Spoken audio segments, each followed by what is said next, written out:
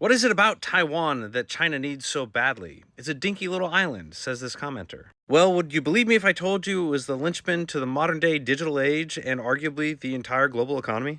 You see, because on Taiwan, a company called TSMC has managed to position themselves as the most important company in the entire digital age. And they did this by being able to mass produce the most advanced microchips on the planet. And above me are the majority of their customers, and you'll note that these customers basically drive the current economy. Now, you may have heard the CHIPS and Science Act, which was started under Trump and passed under Biden, and this was supposed to alleviate this concern, but that's not exactly what it did.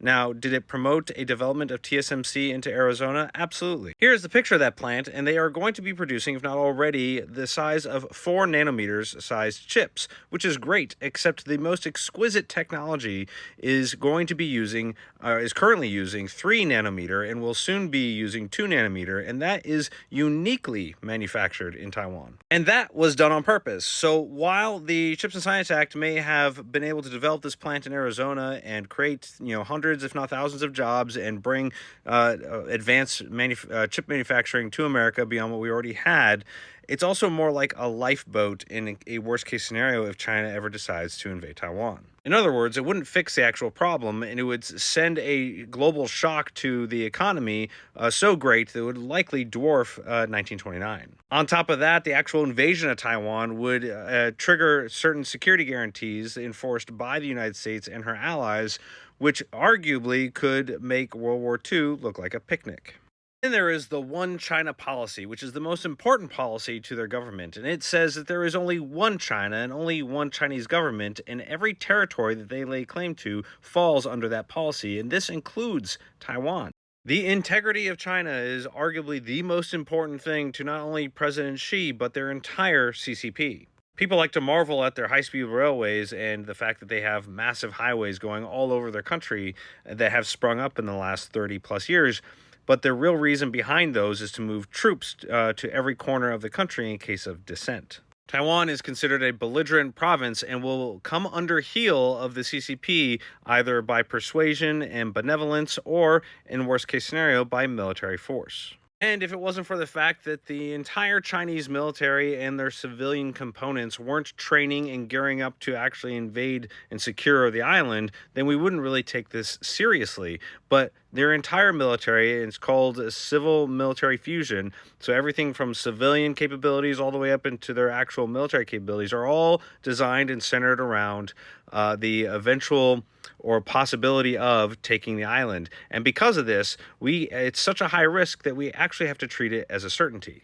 So President Xi can get out there every New Year's and talk 90% about how great China is and how benevolent they are and how they want positive relations. But he always takes a sentence or two and mentions how Taiwan will eventually be reunified under the CCP banner one way or another. So the threat of them actually taking Taiwan is so great that we actually have to plan to it and we have to prepare for it, even if it never actually occurs. And many keep wondering when this will actually occur. There have been many subject matter experts and military professionals and analysts that have stated that it could be as early as 2025. Well, we're in 2026 and nothing happened. And the reason for that is because they are currently incapable of actually conducting a successful amphibious assault.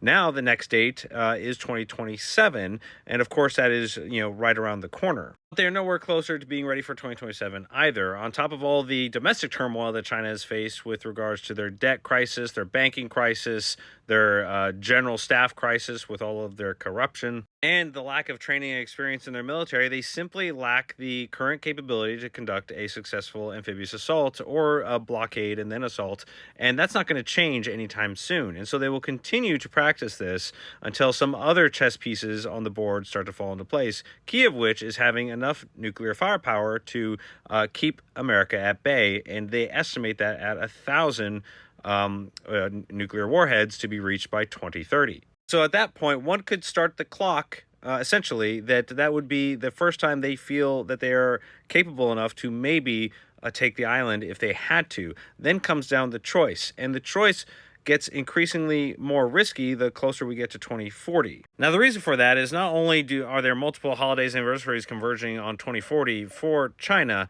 but it also is the estimated end of President Xi's lifespan, as he will be turning 87. Now, his father lived to be 89, so of course he could go past 2040, but he'll also be the longest living, basically, emperor of China during that time period, and who knows what his decision making calculus will bring as that decade progresses. This is not to say that after 2040 and after he has passed, that all of a sudden we are in a good spot and they will not want to take Taiwan. It all actually depends on who will replace him and what their predilections towards Taiwan will be, because the real date of concern is 2049. The Chinese are huge on symbolism. In 2049, it is their 100th centennial of the CCP, going all the way back to the One China policy. Now, there are a lot of unknown variables between now and then, and many that I've highlighted already that deter their ability to actually conduct a successful amphibious assault on the island. But this could change in a matter of a decade or so, and it really just depends on what occurs, and we honestly don't know. My biggest concern is the fact that President Xi is dead set on ensuring that Taiwan is under the banner of the CCP, and he doesn't have a long life to live. And so within that window, give or take a few years, is going to be a critical point that we need to get past. And the only way to do that is to convince him that the decision to go for Taiwan would be so detrimental that it would plunge the world into total chaos. And once we get past 2049, we can all basically rest easy, because by then the symbolism will be over and the Chinese population will be 30% at age 65 or above, with only like one person supporting four elderly people therein on out because of their terrible, terrible demographics. I am That Intel Guy, and those were really just the wave tops. We could talk about this for a really long time, but I wanted to give you the highlight reel. And so let me know what your thoughts are on this in the comment section. Let me know what I missed, what you think is going to happen. Was I right? Was I wrong? Was I somewhere in between? Love to know everybody's thoughts on this topic, as it will be at the forefront of everybody's minds for many, many years. I hope you have a good day.